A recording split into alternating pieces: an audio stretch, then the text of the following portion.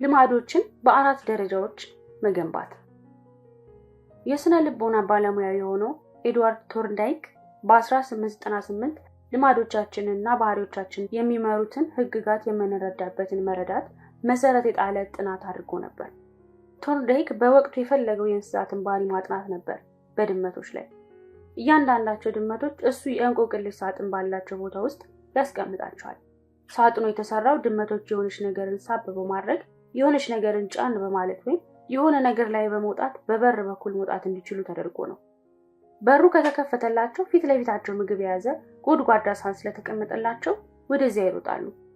አብዛኞቹ ድመቶች ገና በሳጥኑ ውስጥ እንዲገቡ ከተደረጉበት ቅጽበት ጀምሮ ቶሎ መውጣት ይፈልጋሉ። አፍንጫቸውን ተጠቅመው ጠርዝ ጠርዙን ይተሻሻሉ። በክፍት ቦታዎች ውስጥ እጅ እግራቸውን ወደ ውጭ ይሰዳሉ። ከውጭ ያሉ ቁሳቁሶችን ለመያዝ ይታገላሉ ወዘተ። ከትንሽ መፍጨርጨር በኋላ በሩ እንዲከፈት የሚያደርገውን ነገር ይነኩና ይወጣሉ። አጥኚው ብዙ ሙከራዎች ካደረገ በኋላ የእያንዳንዱን ድመቶች ባህሪያት ለመረዳት ሞከረ። መጀመሪያ አካባቢ ድመቶቹ በሳጥን ውስጥ የሚንቀሳቀሱት በዘፈቀደ ነው። ልክ በሩ ሲከፈት ግን የመማር ሂደት ፕሮሰስ ኦፍ ለርኒንግ ይጀምራል። ቀስ በቀስ ድመቶቹ በሩን የሚከፍተውን ቁልፍ መጫን ከሳጥኑ ከማምለጥና ምግቡን ከማግኘት ጋር ማያያዝ ጀመሩ። ከ20 እና ከ30 ሙከራዎች በኋላ ይህ ባህሪ አውቶማቲክ ሆነ። ድመቶቹም ልክ ሳጥኑ ውስጥ እንደገቡ ቁልፉን ተጭነው ከሳጥኑ ለመውጣት የሚፈልጉት ጥቂት ሴኮንዶችን ብቻ ሆነ። ለምሳሌ ያህል በጥናት ውስጥ እንደተመለከትነው ድመት 12 ይህንን ለማድረግ በየደረጃው የወሰደባት ሰዓት እንደሚከተለው ነው።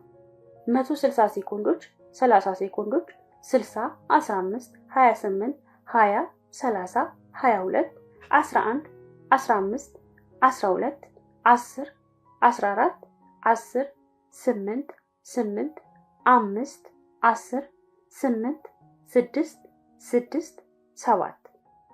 በመጀመሪያዎቹ 3 ሙከራዎች ድመቷ መውጣት የቻለችው በአማካኝ 1.5 ደቂቃ ፈጅታ ነው። በመጨረሻዎቹ 3 ሙከራዎች ለመውጣት የፈጀባት ጊዜ ግን በአማካኝ 6.3 ሴኮንድ ብቻ ነው። በየሙከራዎቹ ድመቶቹ የሚሰሯቸው ስህተቶች እያነሱ ተግባሮቻቸው ግን የበለጠ ፈጣንና አውቶማቲክ እየሆኑ ይሄዳሉ። ድመቶች በሂደት ተመሳሳይ ስህተትን ደግሞ ከመስራት ይልቅ በቀጥታ ወደ ውጤቱ ወደ መፍትሄው መሄድን እየተማሩ ሄዱ። የጥናቱ ባለቤት ከጥናቱ በመነሳት የመማር ሂደትን እንዲህ በማለት አስቀምጦታል። ጣፋጭ ውጤት የሚያመጡ ባህሪያት ከፍተኛ የመደጋገም አዝማሚያ ሲኖራቸው፣ ውጤታቸው የማስደሰት የሆኑ ባህሪያት ግን የመደጋገም እድላቸው ዝቅተኛ ነው።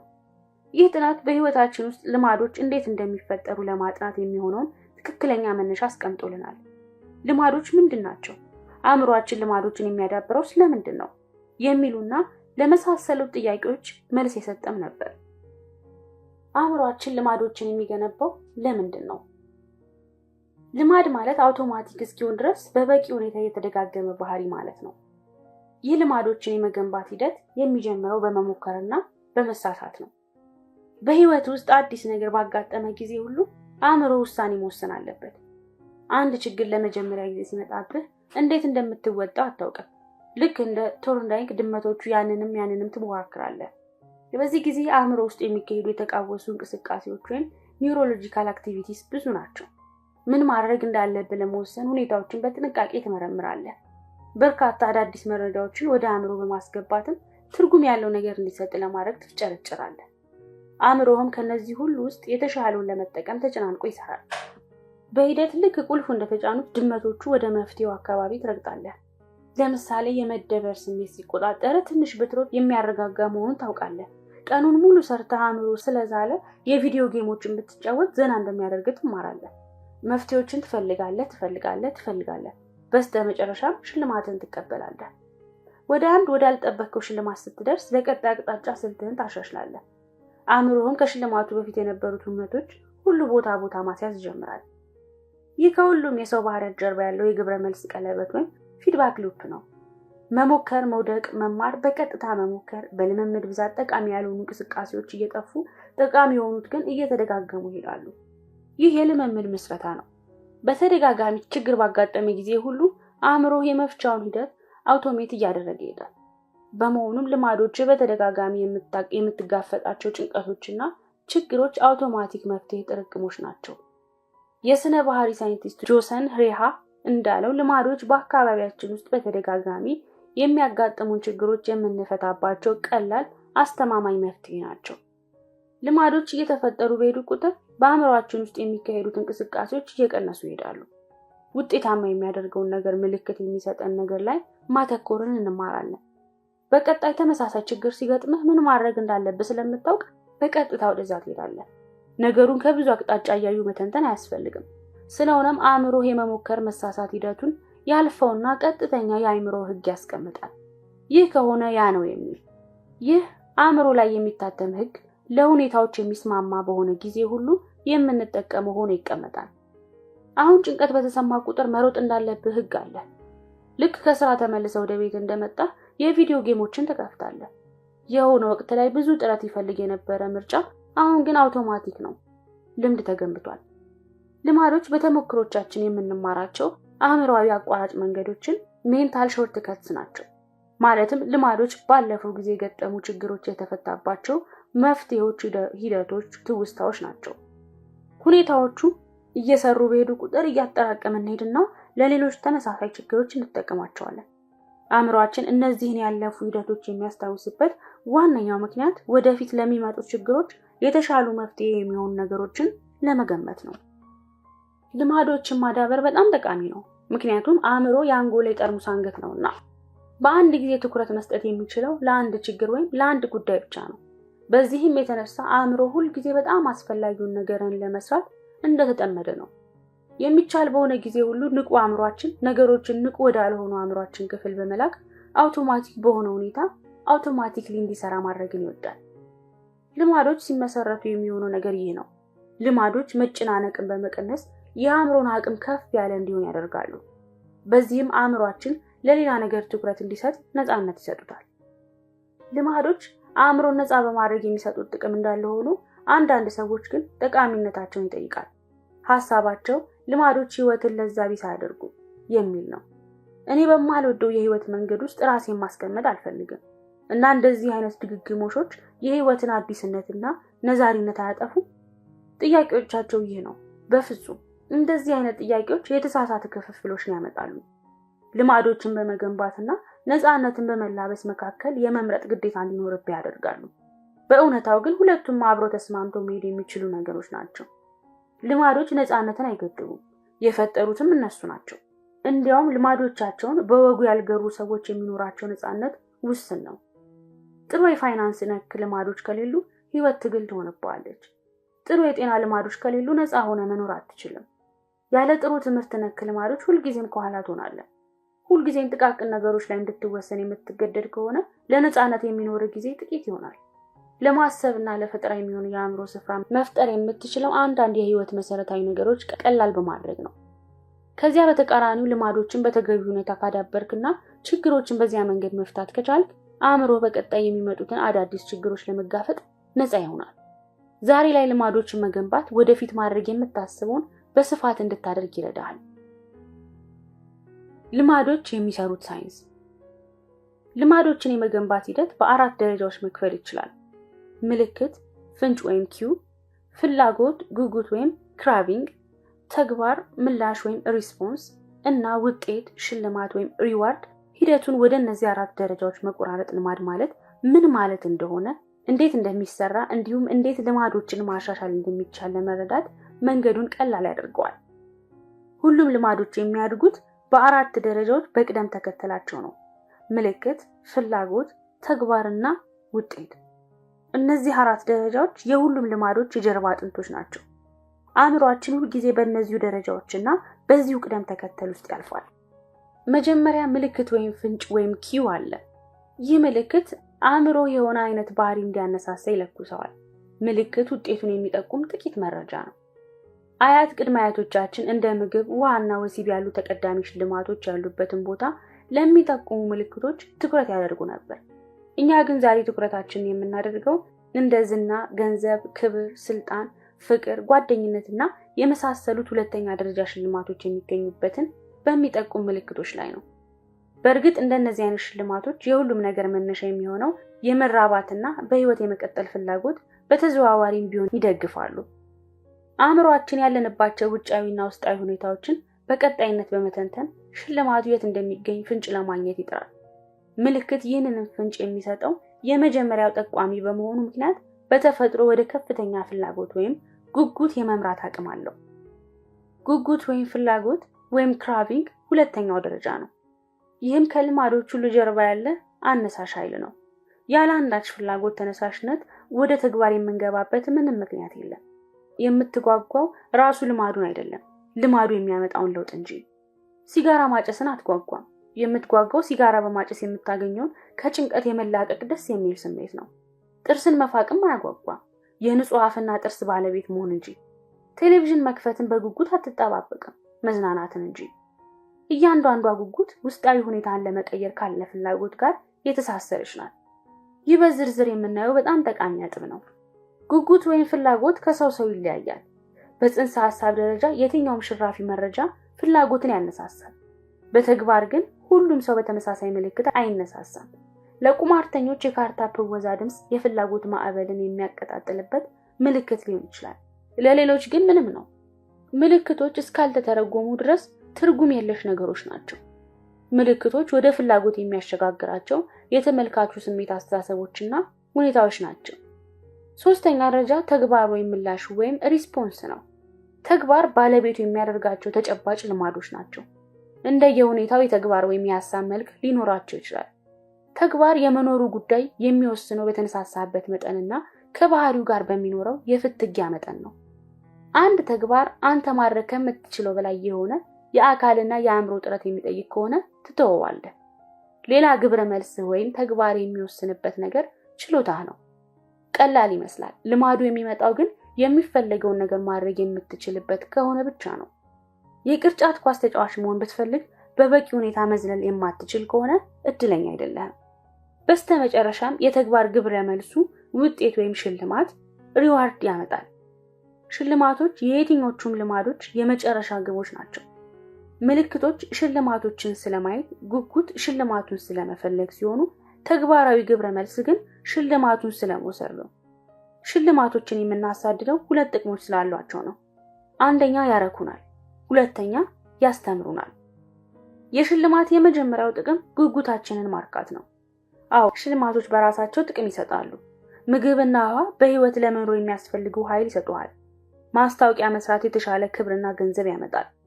የአካል ቅርጽን መጠበቅ ጤናህን ያስተካክልልሃል። ከሁሉም ቀድሞ የሚመጣው ጥቅም ግን ሽልማት የመብላት ወይም የማሸነፍ ፍላጎትህን፣ ጉጉትህን ማርካት ነው። ለቅጽበቱም ቢሆን በጉጉት ከመቃጠል የመውጣትን እርካታ ይሰጣል። ሁለተኛ፣ ሽልማቶች ለወደፊት የትኞቹን ተግባራት ማስታወስ እንደሚጠቅመን ያስተምሩናል። አእምሯችን ሽልማት አነፍናፊ ነው። በህይወት መንገድ ስትጓዝ አነፍናፊው የነርቭ ስርዓት የምትፈልጋቸውን የሚያረኩን ነገሮች በቀጣይነት በመፈለግ ይጠመዳሉ። የእርካታና የመከፋት ስሜቶችን አእምሯችን ጠቃሚ በሆኑና ጠቃሚ ባልሆኑ ተግባራት መካከል ለመለየት የሚደረገው የተግባራዊ ግብረ መልስ ስርዓት አካል ናቸው። ሽልማቶች የተግባርን ቀለበት በመሙላት የልማዶችን ክበብ ሙሉ ያደርጉታል። የትኛውም ከአራቱም ደረጃዎች መካከል በአንዱ ላይ ጠቃሚ መሆን ያልቻለ ባህሪ ልማድ መሆን አይችልም። ምልክቱን ካጠፋኸው ልማድ መቼም አይጀምርም። ጉጉትህን ከቀነስክ ደግሞ ወደ ተግባር ለመሻገር የሚሆን ተነሳሽነት አታገኝም። ባህሪውን ከባድ ካደረከውም ልትተገብረው አትችልም። ሽልማቱ ፍላጎትን ማርካት ካልቻለ ይህንን ተግባር ደግሞ የምታደርግበት ምክንያት አይኖርም። የመጀመሪያዎቹ 3 ደረጃዎች ሳይኖሩ ባህሪ አይኖርም። ያለ አራቱ ደረጃዎች ደግሞ ባህሪው ሊደጋገም ልማድም ሊሆን አይችልም። የልማድ ቀለበት ወይም the habit loop። የአራቱ የግብረ መልስ ደረጃዎች ስርዓት በጥሩ ሁኔታ የግብረ መልስ ቀለበት ወይም ፊድባክ ሉፕ ተብሎ ሊገለጽ ይችላል። እነዚህ 4 ደረጃዎች የምትኖራቸውን ቅጽበቶች ሁሉ በሚያንቀሳቅስ ማለቂያ የሌለው ክብ ይፈጥራሉ። ይህ የልማዶች ቀለበት ሁልጊዜ አካባቢውን በመቃኘት ቀጣይ የሚሆነውን ነገር በመገመት ግብረ መልሶችን በመለየትና ከውጤቶቹ በመማር ስራ ተወጥሮ ይኖራል። ሲጠቃለል ምልክት ጉጉትን ያስነሳል፣ ጉጉት ተግባርን ያስነሳል፣ ተግባርም ሽልማትን ያመጣል። እነዚህ 4 ደረጃዎች በጋራ ኒውሮሎጂካል የግብረ መልስ ቀለበትን ይፈጥራሉ። ምልክት፣ ጉጉት፣ ተግባር፣ ሽልማት፣ ምልክት፣ ጉጉት፣ ተግባር፣ ሽልማት። በስተመጨረሻ ይህ አውቶማቲክ ባህሪያትን ይፈጥራል። ይህ ክበብ የልማድ ቀለበት ወይም ሃቢት ሉፕ ይባላል። ይህ የአራቱ ደረጃዎች ሂደት በድንገት የሚከሰት ነገር አይደለም። በእያንዳንዷ የህይወት ቅጽበት ውስጥ የሚሰራና ንቁ የሆነ ማለቂያ የሌለው ቀለበት ነው። አሁን በዚህች ቅጽበትም እንኳን አእምሮአችን ሁል ጊዜ አካባቢውን ይቃኛል። በቀጣይ ምን ሊሆን እንደሚችል ይመረምራል። ከውጤቶቹ ለመማር ይጥራል። ይህ ሂደት በሙሉ የሚያልቀው በሽርፍራፊ ሴኮንዶች ውስጥ ነው። ካለፈው ቅጽበት ውስጥ ምን እንደታሸገ ሳናውቅ እንኳን ደጋግመን እናደርገዋለን። እነዚህን 4 ደረጃዎች በሁለት ዙሮች ወይም ምዕራፎች መክፈል እንችላለን። የችግር ምዕራፍና የመፍትሄ ምዕራፍ ብለን። የችግር ምዕራፍ ምልክትና ጉጉትን ይይዛል። ይህም መቀየር እንዳለበት የምታውቅበት ደረጃ ነው። የመፍትሄ ምዕራፍ ደግሞ ተግባራዊ ግብረ መልስንና ሽልማትን ይይዛል። ይህ ደግሞ አስፈላጊውን እርምጃ ወስደህ ፍላጎትን የምታሳካበት ምዕራፍ ነው። ሁሉም ባህሪያት የሚመሩት ችግርን በመፍታት ፍላጎት ነው። አንዳንድ ጊዜ ችግሩ ያየነውና መሆን የምንፈልገው ጥሩ ነገር ሊሆን ይችላል። በየትም ይሁን ቤት የየትኛውም ልማድ ጥቅም የሚያጋጥምህን ችግር መፍታት ነው። በቀጣይ ገጽ ባለው ሰንጠረዥ ይህ ሐሳብ በተግባራዊ ህይወት ውስጥ ምን እንደሚመስል እናያለን። ወደ ጨለማ ክፍል ውስጥ ስትገባ ማብሪያ ማጥፊያ የምትነካበትን ሁኔታ አስብ። ይህንን ተግባር በጣም ብዙ ጊዜ ያደረከው በመሆኑ ምክንያት ሐሳቡ የሚመጣልህ ምንም ሳታስብበት ነው። በዚህ ሂደት 4ቱንም ደረጃዎች የምትጨርሰው ከ1 ሴኮንድ ባነሰ ጊዜ ውስጥ ነው። ወደ ተግባር የሚሄድ ፍላጎት የሚመጣልህ ያለ ማሰብም ጭምር ነውና። ምሳሌ 1 የችግር ምዕራፍ። አንደኛ ምልክት። ስልክ የጽሑፍ መልእክት ድምጽ አሰማች። ሁለተኛ ጉጉት። የመልእክቱን ይዘት ለማወቅ ትጓጓለህ። የመፍትሄ ምዕራፍ። ሶስተኛ ተግባራዊ ግብረ መልስ። ስልክህን ከፍተህ ትገባለህ። አራተኛ ሽልማት። መልእክቱን የማንበብ ጉጉትን ታረካለህ። ከዚያ በኋላ ስልክህን መክፈት ከመልእክት መቀበያው ድምጽ ጋር ይያያዛል። ምሳሌ 2 የችግር ምዕራፍ። አንደኛ ምልክት፣ ከእንቅልፍህ ነቃ። ሁለተኛ ጉጉት ወይም ፍላጎት፣ ንቁ መሆን ፈለግ። የመፍትሄ ምዕራፍ። ሶስተኛ ተግባር፣ ቡና ጠጣ። አራተኛ ሽልማት፣ ንቁ የመሆን ፍላጎትን አረካ። ከዚያ በኋላ ቡና መጠጣት ንቁ ከመሆን ጋር ይያያዛል። ምሳሌ 3 የችግር ምዕራፍ። አንደኛ ምልክት፣ ጨለማ ቤት ውስጥ ገባ። ሁለተኛ ፍላጎት፣ ማየት ፈለግ። የመፍትሄ ምዕራፍ። ሶስተኛ ተግባር፣ ማብሪያ ማጥፊያ ትነካለህ። አራተኛ ሽልማት፣ የማየት ፍላጎትን ታረካለህ። ከዚያ በኋላ ማብሪያ ማጥፊያ መንካት ጨለማ ቤት ውስጥ ከመሆን ጋር ይያያዛል። በወጣትነት ዘመናችን ላይ ስንሆን ህይወታችንን እየመሩ ያሉትን ልማዶች ብዙም አናያቸው። ሁልጊዜም ጠዋት በመጀመሪያ የምናስረው ከተመሳሳይ የአንደኛው እግራችንን ጫማ መሆኑ ዞር ብለን አናይም። ሁልጊዜም ከስራ ስንመጣ የሚመቸንን ልብስ መቀየራችን ልብ አንልም።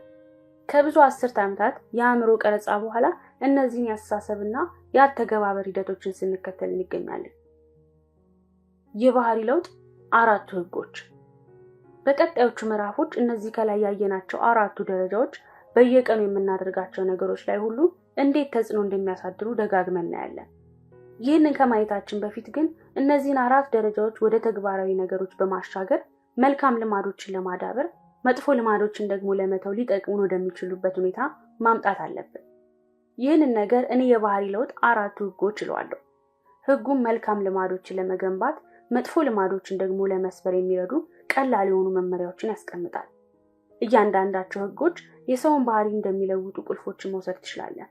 ቁልፎቻችን በተገቢውና በምቹ ቦታ ላይ ሲሆኑ ልማዶችን ማዳበር አድካሚ አይሆንም። በተሳሳተ ቦታ ላይ ከሆኑ ደግሞ በተቃራኒው ልማዶችን ማዳበር ከባድ፣ ምናልባትም የማይቻል ይሆናል። ጥሩ ልማዶች እንዴት እናዳብር? የመጀመሪያው ህግ ምልክት፣ ግልጽ ወይም ኦብጀክቲቭ ማድረግ። ሁለተኛው ህግ ፍላጎት ወይም ሳቢ፣ አትራክቲቭ ማድረግ። ሶስተኛው ህግ ተግባር፣ ቀላል ወይም ኢዚ ማድረግ። አራተኛው ህግ ውጤት፣ አርኪ ወይም ሳቲስፋይንግ ማድረግ። መጥፎ ልማዶችን ለማዳበር ደግሞ ህጎቹን ገልብጠን መጠቀም ነው። መጥፎ ልማዶችን እንዴት እናስወግድ? የመጀመሪያው ህግ ተገላቢጦሽ ምልክት፣ የማይታይ ወይም ኢንቪዚብል ማድረግ። የሁለተኛው ህግ ተገላቢጦሽ ፍላጎት፣ የማይስብ ወይም አንአትራክቲቭ ማድረግ። ሶስተኛው ህግ ተገላቢጦሽ ተግባር፣ ከባድ ወይም ዲፊካልት ማድረግ። አራተኛው ህግ ተገላቢጦሽ ውጤት፣ የማያረካ ወይም አንሳቲስፋይ ማድረግ። እነዚህን 4 ህጎች የትኛውንም የሰው ባህሪ ለመቀየር የሚያስችሉ ብቸኞቹ መንገዶች ናቸው ማለት ኃላፊነት የጎደለው ስራ ነው። እኔ ግን እንደዚህ አምናለሁ። ብዙም ሳይቆይ እንደምታየው እነዚህ አራቱ የባህሪ ለውጥ ህጎች በሁሉም ዘርፎች በሚባል ደረጃ ተፈጻሚ መሆን ይችላሉ። በስፖርቱ ዘርፍ፣ በፖለቲካው ዘርፍ፣ በጥበብ፣ በሕክምና፣ በስራ አመራር ወዘተ ያጋጠመን ችግር ምንም ይሁን ምን እነዚህን ህጎች መጠቀም ትችላለህ። ለእያንዳንዱ ልማድ የተለያየ ስልት መቅረጽም አስፈላጊ አይደለም። ባህሪን መቀየር በፈለክ ጊዜ ሁሉ ራስን እንዲህ ብለህ መጠየቅ ትችላለህ። አንደኛ፣ እንዴት ግልጽ ላደርገው እችላለሁ? ሁለተኛ፣ እንዴት ማራኪ ላደርገው እችላለሁ?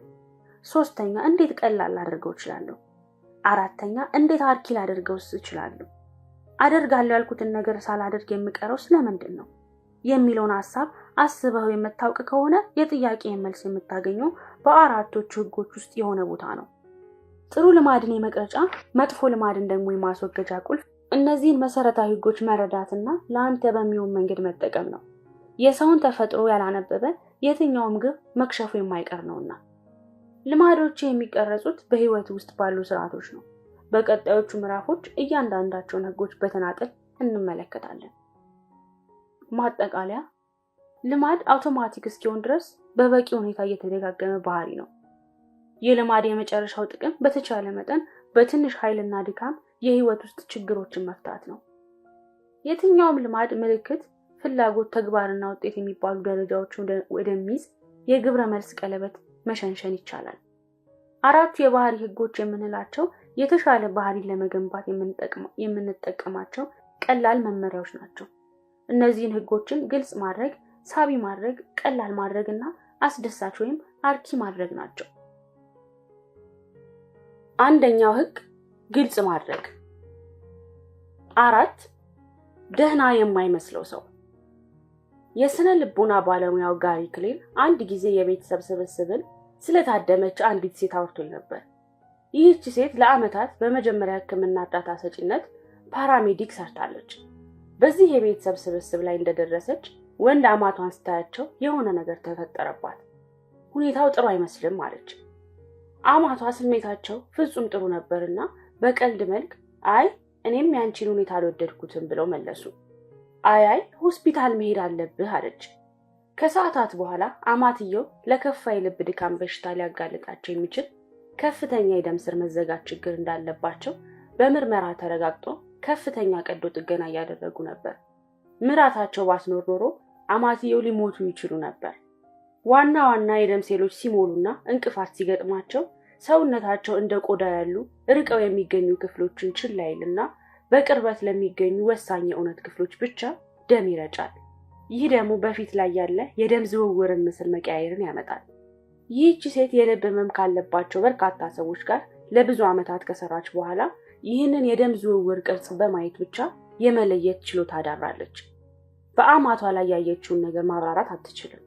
የሆነ ልክ ያለው ነገር እንዳለ ግን ማወቅ ችላለች። በሌሎች ዘርፎች ውስጥ በርካታ ተመሳሳይነት ያላቸው ታሪኮች አሉ። ለምሳሌ ወታደራዊ ተንታኞች በተመሳሳይ ሰዓት፣ በተመሳሳይ ፍጥነትና በተመሳሳይ ከፍታ የሚበሩና በአመዛኙ ፍጹም ተመሳሳይ የሚመስሉ ሁለት ሚሳኤሎችን በራዳራቸው ስክሪን አይተው የትኛው የጠላት የትኛው የነሱ ሚሳኤል እንደሆነ መለየት ይችላሉ። በገልፍ ጦርነት ወቅት ሚካኤል ሪሌይ የተባለ ሌውተናንት ኮማንደር አንዲት ፍጹም የራሳቸው የምትመስል ሚሳኤል እንድትመታ በማዘዝ ጦሩን ከጥቃት ማዳኑ በደማቁ ተጽፎ የተቀመጠ ታሪክ ነው። እሱ ትክክለኛ ውሳኔ ወስኗል። እንዴት ሊወስን እንደቻለ ግን የበላይ አለቆችም እንኳን እስካሁን ማብራራት አይችሉም። ልምድ ያላቸው ራዲዮሎጂስቶች በስክሪን ውስጥ አንጎል ካዩ በኋላ ገና ምንም አይነት ተጨባጭ ምልክት ሳይወጣ እንኳን የትኛው ሰው ላይ ስትሮክ ሊያጋጥም እንደሚችል ይለያሉ። የደንበኛውን ጸጉር አይቶ ብቻ ማርገዝ አለማርገዟን መለየት ስለሚችል የጸጉር አስተካካይም ሰምቻለሁ። የሰው ልጅ አእምሮ የመገመቻ ማሽን ነው። ሁልጊዜም ያለንበትን ከባቢ መረጃ በመውሰድ ሲተነትን ነው የሚኖረው።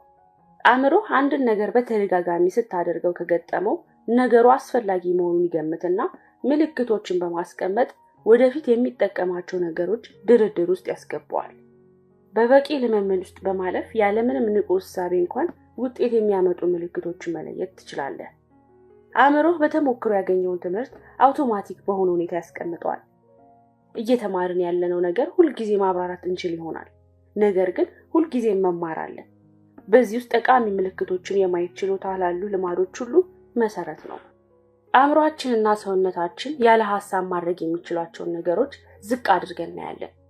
ጸጉርህን እንዲያድግ አትነግረው። ልብህ ደም እንዲረጭ፣ ሳምባህ እንዲተነፍስ፣ ሆድህም እንዲፈጭ አትመክረው። ሰውነትህ ግን እነዚህን ሁሉ ነገሮች አውቶማቲክ በሆነ ሁኔታ ይፈጽማል። አንተ በአመዛኙ ከንቁ ማንነትህ በላይ ነህ። ለምሳሌ ረሃብን አስብ። ሲርብህ በምንድን ነው የምታውቀው? የመመገቢያ ሰዓትህ እንደደረሰ ለማወቅ ጠረጴዛ ላይ ምግብ ማየት አይጠበቅብህም። ረሃብና የመብላት ፍላጎት የሚመሩት ያለ ንቃተ ህሊና ነው። ሰውነትህ እንደገና መብላት ያለበት ሰዓት መድረሱን የሚነግሩ የግብረ መልስ ቀለበቶች አሉት። ይህም ሁል ጊዜ በዙሪያ ያለውን ነገር እየመረመረ ይሄዳል። በሰውነት ውስጥ ላለው ኬሚካልና ለሆርሞኖች ምስጋና ይግባና ፍላጎትም ይመነጫል። በድንገትም እንደራበህ ታውቃለህ። እንደራበህ እንዴት እንዳወክህ አትረዳውም። ስለ ልማዶች የሚያስደንቀው ነገር ይህ ነው። ልምድ በውስጥ መዳበር እንዲጀምር አንተ ስለ ምልክቱ ማወቅ አይጠበቅብህም። ለአንድ ነገር ንቁ ትኩረት ሳትሰጥ እድሉ መኖሩን ብቻ አይተህ ወደ ተግባር ልትገባ ትችላለህ። ልማዶችን ጠቃሚ የሚያደርጋቸውም ይህ ነው። ልማዶችን አደገኛ የሚያደርጋቸውም ይሄው ነው። ልክ አንድ ልማድ እንዲዳብር ተግባራትን ሁሉ በአውቶማቲኩና ንቁነት በሌለው አእምሮ አቅጣጫ ይሆናሉ። ምን እየተካሄደ እንደሆነ እንኳን ሳታውቅ በአንድ ነገር ውስጥ ልትወድቅ ትችላለህ። ሌላ ሰው ካልነገረ በስተቀር በሳክ ቁጥር አፍህን በእጅህ እንደምትሸፍን፣ ጥያቄ ለመጠየቅ ስትፈልግ አስቀድመህ ይቅርታ እንደምትል ወይም የሌሎች ሰዎችን አረፍተ ነገሮች ከአፋቸው ተቀብለህ እንደምትጨርስ ላታውቅ ትችላለህ። ማድረግህንም ሆነ የምታደርግበትን ምክንያት የምትጠይቅበት እድል እያነሰ ይሄዳል። አንዲት የመዋለ ሕፃናት አስተማሪ የነበረችና አሁን በትልቅ ድርጅት ውስጥ ተቀጥራ ከትልልቅ ሰዎች ጋር የምትሰራ ሴት ሰዎች ሽንት ቤት ሄደው ሲመጡ እጃቸውን መታጠባቸውን እንደምትጠይቅ አንድ ሰው ነግሮኛል። የዋና ቦታ ያደጋ ነፍስ አድን ሆኖ ረጅም ዓመት የሰራ አንድ ሰው ደግሞ ስራውን ከቀየረ ከብዙ ዓመታት በኋላ ልጆች ሲሮጡ ካየ ቀስ እያላችሁ ማለቱን አልተወም ይባላል። ከጊዜ ብዛት ልማዳችንን የሚፈነጥቁ ምልክቶች በጣም የተለመዱ የሚሆኑ በመሆናቸው ምክንያት የማይታዩ ወይም ኢንቪዚብል ይሆናሉ። ለእነዚህ ምልክቶች ምላሽ በመስጠት የምናደርገው ተግባርም በውስጣችን ከመቀረጹ የተነሳ የማድረግ ተነሳሽነቱ ከየትም የመጣ አይመስልንም። ስለሆነም የባህሪ ለውጥን ከግንዛቤ መጀመር አለብን። አዲስና ጥሩ ልማድ ከመገንባታችን በፊት አሁን ያለንን ልማድ አንድ ነገር ማድረግ አለብን። ይህ ከሚመስለው በላይ ፈታኝ ሊሆን ይችላል። ምክንያቱም ልማድ አንድ ጊዜ በህይወት ውስጥ ስሩን ሰዶ ከተደላደለ ንቃት የሌለበትና አውቶማቲክ መሆኑ አይቀርም። በአእምሮ ንቃት የማትመራውን ልማድ ለማሻሻል ደግሞ ቀላል አይደለም። የስነ ልቦና ባለሙያው ካርል ጀንግ እንዳለው ያለ ንቃት የሚደረጉ ነገሮች በንቃት ወደ ማድረግ ካልቀየርክ በስተቀር ህይወትህን መምራታቸውን ይቀጥላሉ። አንተም ዕጣ ፋንታ ትላቸዋለህ። የልማዶች መዝገብ ወይም ስኮር ካርድ። የጃፓኖች የባቡር ትራንስፖርት ስርዓት በዓለም ላይ ምርጥ ከሚባሉ ስርዓቶች መካከል እንደሆነ ይጠቀሳል።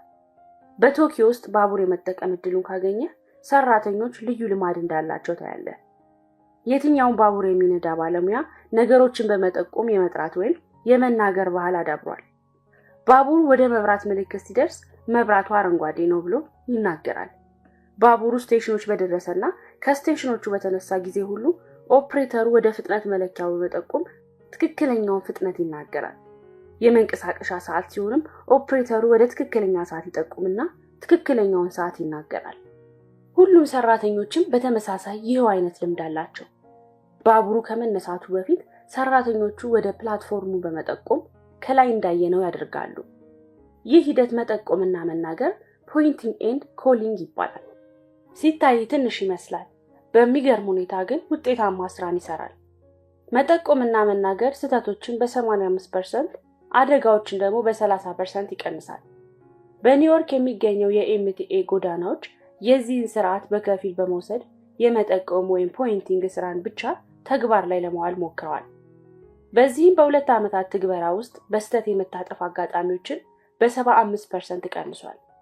መጠቆምና መጥራት በጣም ጠቃሚ ስልት ነው። ምክንያቱም ያለ ንቃት የሚደረጉ ነገሮች በንቁነት እንዲደረጉ ለማድረግ ይረዳል። የባቡር ኦፕሬተሮች አይናቸውን፣ አፋቸውን፣ እጃቸውንና ጆሮአቸውን መጠቀም ስላለባቸው የሆነ ችግር ከመፈጠሩ በፊት የማወቅ ወይም የመገመት እድል እንዲኖራቸው ያደርጋል። ሚስቴም ተመሳሳይ ነገር ታደርጋለች። ጉዞ ልንሄድ ልክ ከቤት ስንወጣ የያዘቻቸውን ነገሮች በድምጽ እየጠራች ታረጋግጣለች። ቁልፌን ይዣለሁ፣ ዋሌቴን ይዣለሁ፣ መነጽር ይዣለው፣ ባሌን ይዣለሁ። ባህሪ የበለጠ አውቶማቲክ በሆነ ቁጥር ስለዚህ ባህሪ በንቃት የማሰብ እድላችን ይጠባል። አንድ ነገር ለብዙ ሺህ ጊዜ ደጋግመን ካደረግነው በኋላ እሱን አለማየት ወይም ማለፍ እንጀምራለን። በቀጣይ በሚመጣው ጊዜ ልክ እንዳለፈው እንደሚሆን እንገምትና እንተዋለን። ብዙዎቹ ስህተቶቻችንና ውድቀቶቻችንም የራስ ግንዛቤ ወይም ሰልፍ አዌርነስ በማጣት የሚመጡ ናቸው። ልማድን በመቀየር ውስጥ የሚያጋጥሙ ትልቁ ፈተና ምን እያደረግን ስለመሆናችን ግንዛቤ ማጣት ነው። የመጥፎ ልማዶች ውጤት በቀላሉ እንዲቆጣጠረን ከሚያደርጉ ምክንያቶች መካከልም አንዱ ይህ ነው። የመጠቆምና መጥራት ስልት ለኛም ለህይወታችን ያስፈልገናል። ይህ የልማዳችን መዝገብ ሃቢት ስኮርኬድ መነሻ ነው። ይህም ስለ ባህሪያችን የበለጠ ግንዛቤ ይኖረን ዘንድ የምናደርገው ተግባር ነው። ራስን ለመፍጠር በየቀኑ ልማዶችን ዘርዝራቸው። ምናልባት ዝርዝሮች ከነዚህ ጋር ይመሳሰል ይሆናል። መነሳት፣ አላርም ማጥፋት፣ ስልክ ማየት፣ ወደ መጸዳጃ ክፍል መሄድ፣ ክብደት መለካት፣ ሻወር መውሰድ፣ ጥርስን መቦረሽ፣ ዶድራንት መቀባት፣ ማድረቂያ መጠቀም፣ መለባበስ፣ ሻይ መጣድ ወዘተ። አንድ ጊዜ ልማዶችን ከዘረዘርክ በኋላ እያንዳንዳቸውን በተናጠል በማየት ጥሩ ልማድ ነው ወይስ መጥፎ ልማድ ነው ወይስ ገለልተኛ ልማድ ነው ብለህ ራስን ጠይቅ። ጥሩ ልማድ ከሆነ የመደመር ምልክት አድርግበት። መጥፎ ልማድ ከሆነ የመቀነስ ምልክት፣ መጥፎም ጥሩም ያልሆነ ልማድ ደግሞ እኩል ይሆናል ምልክት አድርግበት።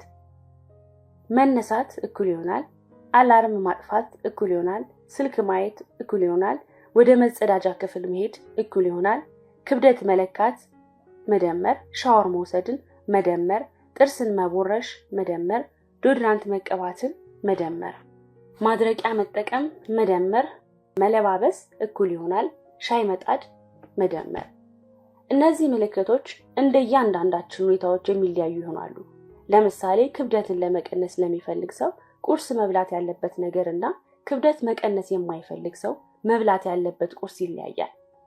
ስለዚህ ክብደት መቀነስ ለሚፈልግ ሰው ቁርስ ዳቦ በማር መብላት መጥፎ ልማድ ሲሆን፣ ክብደት መቀነስ ለማይፈልግ ሰው ግን ጥሩ ልማድ ሊሆን ይችላል። ልማዳችንን መመዝገብና ውጤት መስጠት ውስብስብ የሚሆንበት ሌላ ምክንያት አለ። ጥሩ ልማድና መጥፎ ልማድ የሚሉት መገለጫዎች በመጠኑም ቢሆን ትክክለኛነት ይጎላቸዋል። ጥሩ ወይም መጥፎ ልማድ የለም፣ ያሉት ውጤታማ ልማዶች ናቸው። ችግር በመፍታት ውጤታማ የሆኑ ልማዶች የትኞቹም ልማዶች መጥፎዎቹን ልማዶችን ጨምሮ የሆነ ጥቅም ይሰጣሉ። የምንደጋግማቸው ለዚህ ነው። ለዚህ ደግሞ ልማዶች እንዴት በረጅም ጊዜ እንደሚጠቅሙ በማሰብ ከፋፍላቸው። በጠቅላላው ሲታይ ጥሩ ልማዶች የሚኖራቸው ንጹህ አዎንታዊ ውጤት ነው። መጥፎ ልማዶች ደግሞ ሙሉ አሉታዊ ውጤቶች። ሲጋራ ማጨስ ለጊዜው ጭንቀትን ሊቀንስ ይችላል። የሚጠቅመን በዚህ መንገድ ነው። በረጅም ጊዜ ግን ጠቃሚ ባህሪ አይደለም። ልማዶችን ለመመደብ አሁንም ቀላል ካልሆነልህ ደግሞ ይህንን ጥያቄ ተጠቀም። ይህ ባህሪ መሆን የምፈልገውን ሰው እንደሆን ይረዳኛል? ይህ ባህሪ ድምጽ የምሰጠው የምመኘውን ማንነት እንዳሳካ ነው እንዳላሳካ? የምትፈልገውን ማንነት ታገኝ ዘንድ የሚረዱ ልማዶች ብዙውን ጊዜ ጥሩ ልማዶች ናቸው። ከምትመኘው ማንነት ጋር የሚጣረሱ ልማዶች ደግሞ መጥፎ ልማዶች የመሆን እድላቸው ከፍተኛ ነው። በዚህ መልኩ ልማዶችን በመመዝገብና ውጤት በመስጠት ልምምድ ውስጥ በመጀመሪያ ምንም ነገር መቀየር አያስፈልግም። ዓላማው በህይወት ውስጥ ምን እንዳለ ለማወቅ ብቻ ነው። ያለ ምንም ትችትና የውስጥ አስተያየት አመለካከቶችህና ተግባሮችን አጥና። በጥፋትህ ራስን አትውቀስ፣ ለስኬትህም ራስን አታሞካሽ።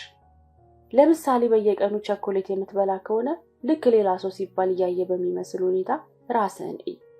በኦንላይን ላይ ብዙ ጊዜህን የምታባክን ከሆነ በማትፈልገው መንገድ ጊዜህን አልባሌ ቦታ እያጠፋህ እንደሆነ ብቻ ተረዳ ወዘተ።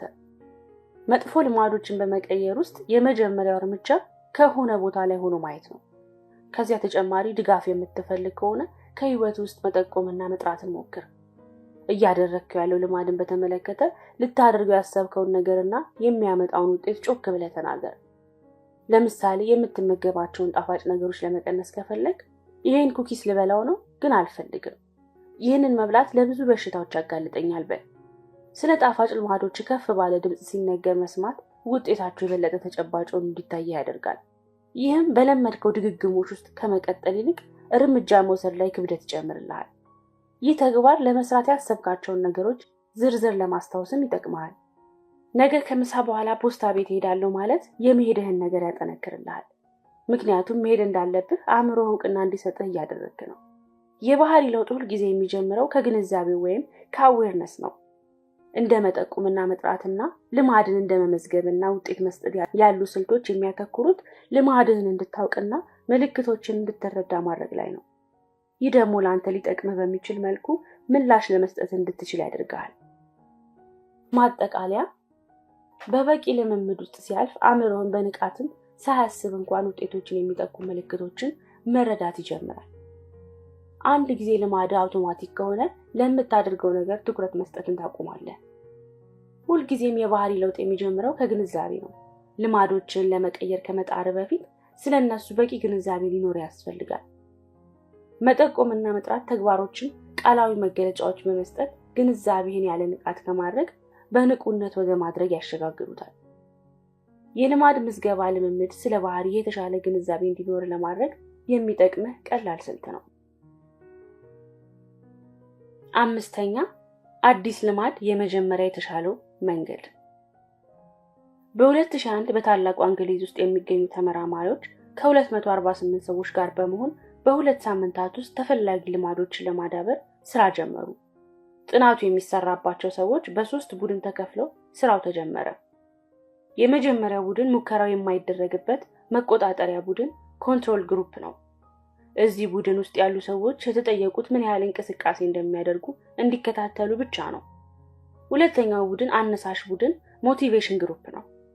እዚህኛው ቡድን ውስጥ ያሉ ሰዎች የተጠየቁት ደግሞ ምን ያህል እንቅስቃሴዎች እንደሚሰሩ መከታተል ብቻ ሳይሆን በእንቅስቃሴ ጥቅሞች ላይ የሚያወሩ መጽሐፍትን እንዲያነቡም ጭምር ነበር።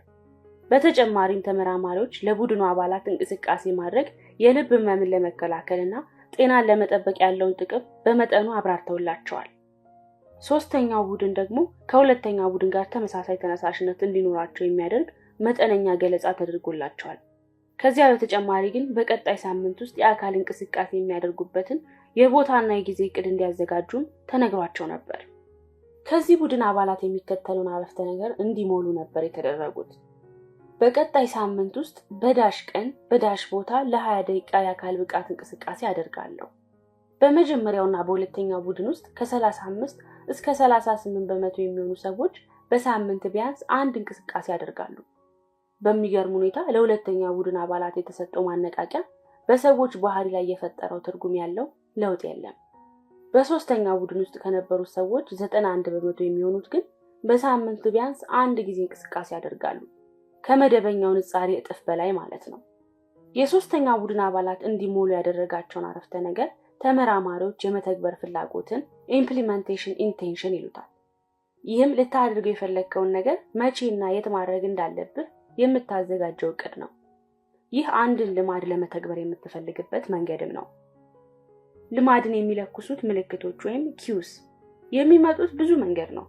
ስልክ ሲነዝር የሚሰማ ስሜት፣ የአምቡላንስ ድምጽ፣ የቸኮሌት ሽታ ወዘተ። ሁለቱ በጣም ጉልህ ምልክቶች ግን ጊዜ ወይም ታይም እና ቦታ ወይም ሎኬሽን ናቸው። ሰፋ አድርገን ስናየው የትግበራ ፍላጎትን የመፍጠር ፎርማት ይህንን ይመስላል። ኤክስ ሁኔታ ሲፈጠር ዋይን አደርጋለሁ። የመተግበር ፍላጎት ይዘቱ ምንም ይሁን ምን ግባችንን ላለመዘንጋት ፍቱን ስልት መሆኑን ብዙ ጥናቶች አረጋግጠዋል። እነዚህ ፍላጎቶች ሰዎች ከልማዳቸው ጋር የሚለጠፉበትን ሁኔታ ያጠናክራሉ።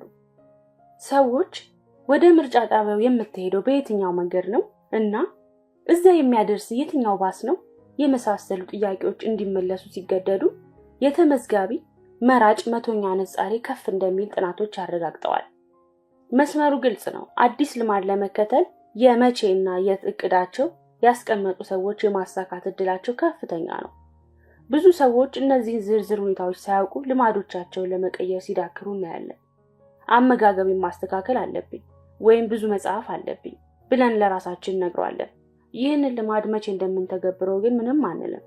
ይህንን ነገር አስታውሶ ማድረግን ለተስፋና ለእድል እንተዋለን። ወይም ደግሞ በትክክለኛው ሰዓት መነሳሳትን እናገኛለን ብለን እናስባለን። የመተግበር ፍላጎት እንደ ብዙ መስራት እፈልጋለሁና እንደ የበለጠ ውጤታማ መሆን እፈልጋለሁ ካሉ ጥቅል ሐሳቦች በማስወጣት ወደ ተጨባጭ የትግበራ ዕቅድ እንድንገባ ያደርገናል። ብዙ ሰዎች ያጡት ነገር ግልጽነት ወይም ክሊሪቲ ሆኖ እያለ ተነሳሽነት ያላቸው ይመስላቸዋል። በእርግጥ መቼና የት ወደ ተግባር እንደምንገባ ሁልጊዜም ግልጽ ማድረግ ከባድ ሊሆን ይችላል። አንዳንድ ሰዎች ደግሞ መሻሻልን ለማሳየት ትክክለኛውን ጊዜ በመጠበቅ እድሜ ዘመናቸውን ይጨርሳሉ። አንዳንድ ጊዜ የመተግበር ፍላጎት ከተቀመጠ መነሳሳት በውስጥ እስኪፈነዳ ድረስ መጠበቅ አይጠበቅብህም። እቅዱ ከሌለ ግን ይህችን ምዕራፍ ዛሬ ልጨርሳት ወይስ ነገ፣ ቤቴን ዛሬ ላስተካክል ወይስ ነገ እያልን ስንዋተት እንኖራለን። የመተግበር ፍላጎት ሲኖረን ግን በእንደዚህ አይነት ጥያቄዎች ስንወዛወዝ አንገኝም። የትግበራ ፍላጎት ካለን ልክ ሁኔታው በጠየቀ ጊዜ ሁሉ ስንወስን አንገኝም። አስቀድሞ የነደፍነውን እቅድ እንከተላለን እንጂ። ይህንን ስልት ለመተግበር ቀላል መንገድ የሚከተለውን አረፍተ ነገር መሙላት ነው። ይህንን ባህሪ በዚህ ሰዓት እዚህ ቦታ አደርጋለሁ። ለምሳሌ ጥናት፣ ዛሬ ከሰዓት 11 ሰዓት ጀምሮ መኝታ ክፍሌ ውስጥ ለ40 ደቂቃ እንግሊዝኛ አጠናለሁ። እንቅስቃሴ፣ ነገ ጠዋት 12 ሰዓት ጀምሮ ለ30 ደቂቃ ጂም ገብቼ እሰራለሁ ወዘተ። አንድን ልማድ የምትጀምርበትን ጊዜ እርግጠኛ ካልሆንክ ደግሞ የማስጀመሪያ ስልት እነሆ። የሳምንቱን፣ የወሩን ወይም የዓመቱን የመጀመሪያ ቀን የመጀመሪያ ለማድረግ ሞክር። ሰዎች ብዙውን ጊዜ በእነዚህ ቀናት ወደ ተግባር መግባት ይቀናቸዋል። ምክንያቱም በእነዚህ ቀናት ላይ ያለው ተነሳሽነት ከፍተኛ ነው። ተስፋ ካለን ወደ ተግባር ለመግባት ምክንያት አለን። አዲስ ጅማሬ የማነሳሳት ስሜት አለውና። የትግበራ ፍላጎት ሌላም ጠቀሜታ አለው። ማድረግ ስለምትፈልገው ነገር ጊዜና ቦታ ግልጽ መሆንህ ጉዞውን የሚያደናቅፉ ነገሮችን እምቢ ለማለት እድል ይሰጥሃል። ብዙ ጊዜ ለግብዣዎችና ለጥያቄዎች እሺ የምንለው በምትኩ ስለምናደርገው ነገር ግልጽ ሳንሆን ስለምንገኝ ነው። ህልምህ ጠቅላላ ወይም ጀነራል ሲሆን ጥቃቅን ምክንያቶችን በማቅረብ ካሰብከው ህልም መዛነፍ ቀላል ይሆንልሃል። ልማዶች በዓለም ላይ ይኖሩ ዘንድ ጊዜና ቦታ አስጣቸው። ግቡ ጊዜውና ቦታው ግልጽ እንዲሆን ማድረግና ለምን እንኳን ብለህ ሳትጠይቅ ተገቢውን ነገር በተገቢው ጊዜና ቦታ የምታደርግበትን ድግግሞሽ መፍጠር ነው። ጸሐፊው ጃሰን ዝግዌ እንዳለው ያለ ንቁ እሳቤ መኖር አትችልም። ነገር ግን ልክ የደውል ድምፅ ሲሰማ እንደ ቋመጠ ውሻ አንተን ብዙ ጊዜ የምታደርገውን ነገር የምታደርግበት ሰዓት ሲደርስ እረፍት የሚነሳ ስሜት የምታገኝበት ወቅት ይመጣ ይሆናል። የመተግበር ፍላጎትን በህይወታችን በስራችን ልንጠቀምበት የምንችላቸው ብዙ መንገዶች አሉ። የኔ ምርጡ ስልት ከስታንፎርዱ ፕሮፌሰር ከቢጄ ፎግ የተማርኩት ስልት ነው። እኔ ይህን ስልት ልማዶችን ማቆራኘት ወይም ሃቢት ስታኪንግ እለዋለሁ። ልማድን ማቆራኘት ወይም ሃቢት ስታኪንግ ልማዶችን ለማደስ ቀላሉ ዕቅድ። ፈረንሳዊው ፈላስፋ ዴኒስ ዲደሮት አብዛኛውን ህይወቱን የኖረው በድህነት ነው። ይህ ግን በ1765 በአንዲት ቀን ታሪክ ሆነ። የዲደሮት ሴት ልጅ ልታገባ ነው። እሱ ግን የሰርጉን ወጪ መሸፈን አይችልም። ዲደሮት ድሃ መሆኑ እንዳለ ሆኖ ከሁሉም ዘመን ኢንሳይክሎፒዲያዎች መካከል አንዱ የሆነውን ኢንሳይክሎፒዲያ ከሌሎች ጋር በመመስረት በነበረው ሚና ታዋቂ ነው። በዚህ ስራው የምታውቀው የሶቪየቷ ንግስት ታላቋ ካትሪን የዲደሮትን ገንዘብ ችግር ስትሰማ ልቧ አራራለት። ንግስቲቷ መጽሐፍ አፍቃሪ ነበረችና የኢንሳይክሎፒዲያውን ትጠቀመው ነበር። አዘጋጁን ዲደሮት ተወደው ነበር። እሱ ገንዘብ እንዲያገኝ በማሰብ የግል ቤተ መጽሐፍ በ1000 ዩሮ ዛሬ ላይ $150,000 በላይ ነው ለመግዛት ጠየቀችው። ሸጠላት። እነሆ ድሃው ዲደሮት በድንገት ባለ ሀብት ሆነ። የሰርጉን ወጪ ከመሸፈን አልፎ ለራሱም ደማቅ መጎናጸፊያ ስካርሌት ሮብ ገዛ። መጎናጸፊያው እጅግ ያማረ ነበር። በጣም ውብ የሆነው ደግሞ በሌሎች የቀድሞ ቁሳቁሶች ሲከበብ ነው። ይህንን ያየው ዲደሮት በውቧ መጎናጸፊያውና በቀሪዎቹ ቁሳቁሶች መካከል ምንም አይነት አንድነት፣ ምንም አይነት ትብብር፣ ምንም አይነት አብሮ መማር እንደሌለ ጻፈ። ከዚያም ያሉትን ቁሳቁሶች ሁሉ ለማሳደግ ሐሳብ አደረበት። የወለል ምንጣፉን ከደማስቆ ባስመጣው አዲስ ምንጣፍ ቀየረ። ቤቱንም በውድ ቅቦች አስጌጠ። የቤቱን መስታወት በውድ መስታወት ቀየረ። የኩሽና ቤት ኪችኑም እንዲሁ። ያረጀ ወንበሩን ወርውሮ አዲስ ባለ ሌዘር ወንበር ተካ። አንዱን ሲገዛ ሌላውን ሲገዛም ሌላውን እየተመኘ መሸመቱን ቀጠለ። የዲደሮት ባህሪ ያልተለመደ አይደለም። በእርግጥም አንዱን ሲገዙ ሌላውን የመግዛት ፍላጎት አዝማሚያ ስም ተሰጠው፣ ዲደሮት ኢፌክት። የዲደሮት ኢፌክት የሚለው አንድ ነገር ማግኘት ወደ ሌላ ግዢ የሚመራ የመጠቀም ፍላጎት ይዳብራል ነው። ይህንን ሁኔታ በየትኛውም ቦታ ማየት ትችላለህ። አዲስ ልብስ ገዝተህ ከገዛው ልብስ ጋር የሚሄድ አዲስ ጫማ ትፈልጋለህ። አዲስ ሶፋ ትገዛለህ። እሱን ስታስተካክል አዲስ አቀማመጥ ለሳሎን ይታያል። ለልጅ አሻንጉሊት ትገዛለህ። ከሱ ጋር የሚሄዱ ሌሎች ቁሳቁሶችን ወደ መግዛት ትሸጋግራለህ። ይህም የግዢ ሰንሰለትን ይፈጥራል። ብዙ የሰው ባህሪያት ይህንን ክበብ ይከተላሉ። ቀጥሎ ምን ላድርግ የሚለውን የምትወስነው ቀደም ብሎ በጨረስከው ስራ ላይ ተመርኩዘህ ነው። ወደ ሽንት ቤት መሄድ እጅ መታጠብና ማድረቅን ያስከትላል። ይህ ደግሞ የሽንት ቤት ማጽጃ ኬሚካል መጨመርን ያስታውሳል። በዚያው ኬሚካል መግዛት እንዳለበት ትዝ ይልሃል። ይቀጥላል። በተናጥል የሚፈጠር ምንም ባህሪ የለም። እያንዳንዷ ተግባር ቀጣዩን ባህሪ የምትለኩስ ምልክት ናት እንጂ። የዚህ ጠቀሜታ ምንድን ነው? አዲስ ልማዶችን ወደ መገንባት ስንመጣ የምናገኘው ትልቁ ነጥብ ደግሞ የባህሪያትን ትስስሮች አንተን በሚጠቅም መንገድ መጠቀም ትችላለህ የሚለው ነው። አዲስ ልማድ ከመገንቢያ አዋጭ መንገዶች መካከል አንዱ በየቀኑ የምታደርገውን አንድ ልማድ መለየትና አዲሱን ልማድን እሱ ላይ ማጣበቅ ነው። ይህ ልማድን ማቆራኘት ሃቢት ስታኪንግ ይባላል። ልማድን ማቆራኘት ወይም ሃቢት ስታኪንግ ልዩ የመተግበሪያ ፍላጎት ኢምፕሊሜንቴሽን ኢንቴንሽን አይነት ነው። በዚህ ስልት መሰረት አንድን አዲስ ስልት ከቦታና ከጊዜ ጋር ከማያያዝ ይልቅ ከነበረ ልማድ ጋር በማቆራኘት አዲስ ልማድን ለማዳበር እንዲቀል ያደርጋል። በቢጄ ፎግ የተፈጠረው ይህ ስልት ለሁሉም ልማዶች ግልጽ ምልክቶችን ለመፍጠር ይጠቅማል። ልማድን የማቆራኘት ቀመር ይህንን ይመስላል። ይህንን ነባር ልማድ ከረንት ሃቢት ካደረኩት በኋላ ይህንን አዲስ ልማድ ወይም ኒው ሃቢት አደርገዋለሁ። ለምሳሌ የአካል ብቃት እንቅስቃሴ ልክ የሥራ ጫማዬን እንደቀየርኩ የእንቅስቃሴ ትጥቄን አድርጋለሁ። ምስጋና ልክ ለራስ ስቀመጥ በዕለቱ ለሆነልኝ ነገር ምስጋና አቀርባለሁ። ደህንነት ልክ የሩጫ ጫማዬን እንዳደረግኩ ለጓደኞቼ የት እየሄድኩ እንደሆነና ምን ያህል እንደምቆይ የጽሑፍ መልእክት እልካለሁ። ትዳር ልክ ወገቤን አልጋ ላይ እንዳሳረፍኩ ሚስቴን ስማታለሁ ወዘተ። ቁልፉ ይህ ነው። ልማድ ማድረግ የምትፈልገውን ባህሪ አስቀድሞ ልማድ ካደረግከው ነገር ጋር ማስተሳሰር። አንድ ጊዜ ይህን አካሄድ ከቻልክበት ትናንሽ ልማዶችን በማቆራኘት ሰፊ የልማድ ትስስሮችን መፍጠር ትችላለህ። ይህ ከአንድ ባህሪ ቀጥሎ ሌላ ባህሪ እንዲመጣ የሚያደርገውን ኃይል ጥቅም ላይ እንድታውል ያደርጋል። ይህም የዲደሮት ኢፌክት አዎንታዊ ቅጂ ነው። ልማድ ማቆራኘት። ልማዶችን ማቆራኘት አዲስ ልማድን ለማዳበር ይረዳል። ይህን ሂደት በመደጋገም ብዙ ልማዶችን በአንድ ሰንሰለት ማስተሳሰር ይቻላል። በዚህ ውስጥ አንደኛው ለሌላኛው እንደ ምልክት ወይም ኪዩ ይሆናል። ለምሳሌ የማለዳ ልማዶችን ቢቆራኙ እንዲህ አይነት ሊሆኑ ይችላሉ። አንደኛ የጠዋት ቡናዬን ከጠጣው በኋላ ለ6 ሴኮንድ ሜዲቴት አደርጋለሁ። ሁለተኛ ለ6 ሴኮንድ ሜዲቴት ካደረግኩ በኋላ በዕለቱ የምሰራቸውን ስራዎች በዝርዝር ጽፋለሁ። ሶስተኛ በዕለቱ የምሰራቸውን ስራዎች ዝርዝር ከጻፍኩ በኋላ የመጀመሪያውን ተግባር እጀምራለሁ። የማታ ሰዓት ልማዶችን ብታቆራኝስ? አንደኛ ራቴን በልቼ እንደጨረስኩ ሳህኑን አጥባለሁ። ሁለተኛ ሳህኑን ካጠብኩ በኋላ ለነገ የሚሆነኝን ቡና አዘጋጃለሁ። ሶስተኛ ቡናውን ካዘጋጀው በኋላ ወደ መኝታ ክፍል ያመራለሁ ሊሆን ይችላል። አስቀድሞ ባሉ ልማዶች መካከል አዳዲስ ልማዶችን ማስገባትም ትችላለህ። ለምሳሌ የጠዋት ልማዶችን ከእንቅልፍ መነሳት፣ አልጋ ማንጠፍና ሻወር መውሰድ ጥቂቶቹ ናቸው እንበል። ማታ ማታ መጽሐፍ የማንበብ ልምድ ማዳበር የፈለክ እንደሆነ ከላይ ያየናቸው ልማዶች ላይ አንድ ሌላ ልማድ ማቆራኘት ትችላለህ። ከእንቅልፍ መነሳት፣ አልጋ ማንጠፍ፣ ትራስ ስር መጽሐፍ ማስቀመጥና ሻወር መውሰድ ማድረግ ትችላለህ። ከዚህ በኋላ ወደ አልጋ ስትወጣ የሚጠብቅህ መጽሐፍ ትራስ ስር ይኖራል። በአጠቃላይ ልማድን ማቆራኘት የወደፊት ልማዶችን ለመምራት የሚሆኑ ቀላል ህጎችን ይፈጥርልሃል። አንድ ጊዜ ይህን ስልት መጠቀም ከለመድክ ሁኔታዎች ሲፈልጉሉ የምትጠቀምበት የጠቅላላ የልማዶች ቁርኝትን መፍጠር ትችላለህ። ምሳሌዎች: እንቅስቃሴ ደረጃዎች ባየው ቁጥር ሊፍቱን ትቼ እሱን እጠቀማለሁ። ማህበራዊ ክህሎቶች ግሮሰሪ ጎራ ባልኩ ቁጥር ከአሁን በፊት ለማላውቀው ሰው ራሴን አስተዋውቃለሁ። ፋይናንስ $100 በላይ የሚጠይቅ ነገር ለመግዛት ስፈልግ ከመግዛቴ በፊት 24 ሰዓት እጠብቃለሁ። ጤናማ አመጋገብ ምግብ ራሴ ለመምረጥ እድል ባገኘው ጊዜ ሁሉ ሳህኔ ላይ አትክልት አደርጋለሁ።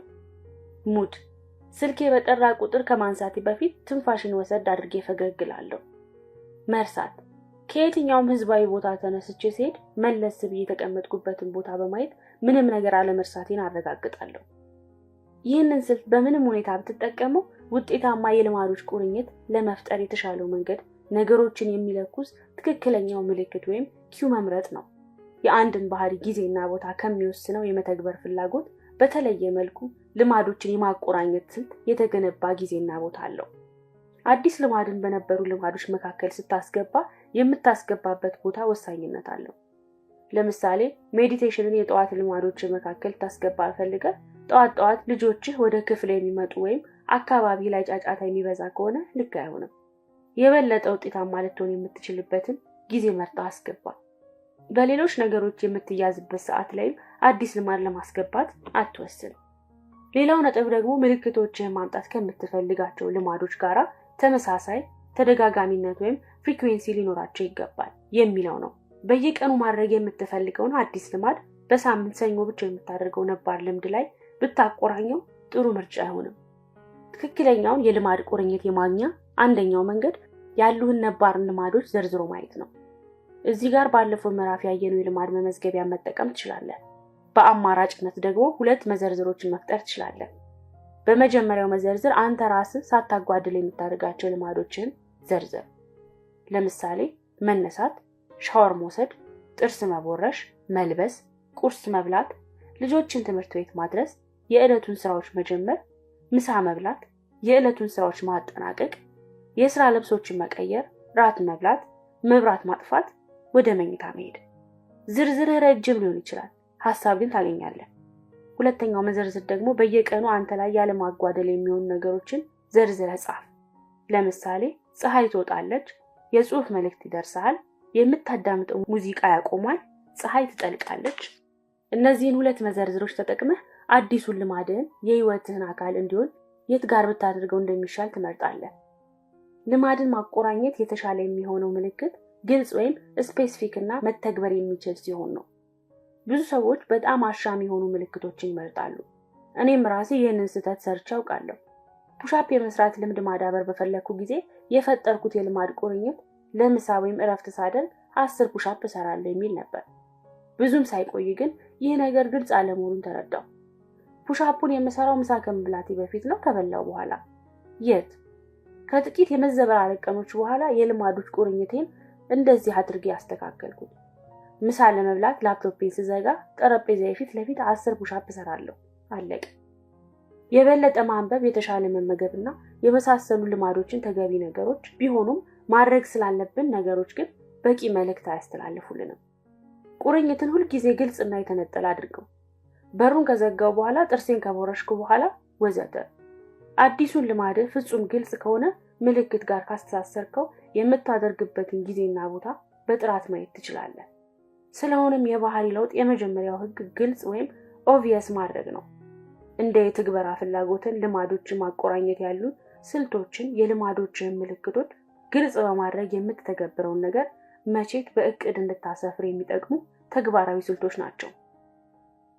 ማጠቃለያ፣ የባህሪ ለውጥ የመጀመሪያው ህግ ግልጽ ማድረግ ነው። 2 ቋሚ ምልክቶች ጊዜና ቦታ ናቸው። የትግበራ ፍላጎት መፍጠር አንድን አዲስ ልማድ ከሆነ ቦታና ጊዜ ጋር የምናያይዝበት ስልት ነው። የትግበራ ፍላጎት ቀመርም ይሄ ነው። በጊዜ ሰዓት፣ በቦታ ይህንን ባህሪ አደርጋለሁ ነው። ልማዶችን ለማቆራኘት አዲስ ልማድን ከነባር ልማድ ጋር የምናቆራኝበት ስልት ነው። ልማድን የማቆራኘት ቀመር ደግሞ የሚከተለው ነው። ይህንን ነባር ልምድ ካደረኩ በኋላ ይህንን አዲስ ምላሽ አደርጋለሁ። 6. ተነሳሽነት ብዙውን ጊዜ ይጋነናል። የበለጠ ወሳኙ ነገር ግን አካባቢ ነው። በቦስተን በሚገኘው የማሳቹሴት ጠቅላላ ሆስፒታል ውስጥ በመጀመሪያ እርዳታ ሐኪም የሆነችው አኔ ቶርንዳይክ አንድ የእብድ የሚመስል ሐሳብ አመጣች። ይህቺ ሰው በሰዎቹ ላይ ምንም አይነት ተነሳሽነትና ፍላጎት የሚጨምር ስራ ሳትሰራ የሆስፒታሉን ሰራተኞችና ወደ ሆስፒታሉ የሚመጡ በሺዎች የሚቆጠሩ ሰዎችን የአመጋገብ ልማድ አሻሽላለሁ ብላ ተነሳች። በእርግጥም ሰዎቹን ከነጭራሹ ስላሰቡ አላናገረቻቸውም። ቶርንዳይክ እንደ ጓደኞቿ የሆስፒታሉን ካፍቴሪያ የመምረጥ አወቃቀር ለመቀየር የሚያስችል የ6 ወራት ጥናት አደረጉ። ለውጡን የጀመሩት መጠጦች በክፍሉ ውስጥ የተቀመጡበትን ቦታ በመቀየር ነበር። በፊት ፍሪጁ የሚገኘው በሶዳ ውስጥ የተሞላው ካፍቴሪያ ውስጥ ከካሽ ሬጂስተር ማሽኑ ጎን ነበር። አጥኚዎቹ ውሃን እንደ አንድ አማራጭ አድርገው ከእያንዳንዱ ጎን አስቀመጡ። በተጨማሪም በክፍሉ ውስጥ ባሉ የምግብ ማንሻ ጠረጴዛዎች ጎን የታሸጉ ውሃዎችን ድርድረው አስቀመጡ። አሁንም ሶዳ በፍሪጅ ውስጥ ያለ አንደኛው መጠጥ ቢሆንም በሁሉም የመጠጥ መውሰጃ ቦታዎች ግን ውሃ በአማራጭነት ተቀምጧል። በቀጣይ በመጡት 3 ወራት ውስጥ በካፍቴሪያ ውስጥ የነበረው የሶዳ ሽያጭ በ11.4% አሽቆለቆለ። በተቃራኒው የታሸጉ ውሃዎች ሽያጭ ግን በ25.8% አሻቀበ። አጥኚዎቹም ተመሳሳይ ስራዎችን በምግቦች ላይ ሰሩ። ውጤቱም በተመሳሳይ የተፈለገው አይነት ነበር። እንግዲህ እዚያ ካፍቴሪያ ውስጥ ለሚመገቡ ተጠቃሚዎች ማንም ቃል አልነገራቸውም።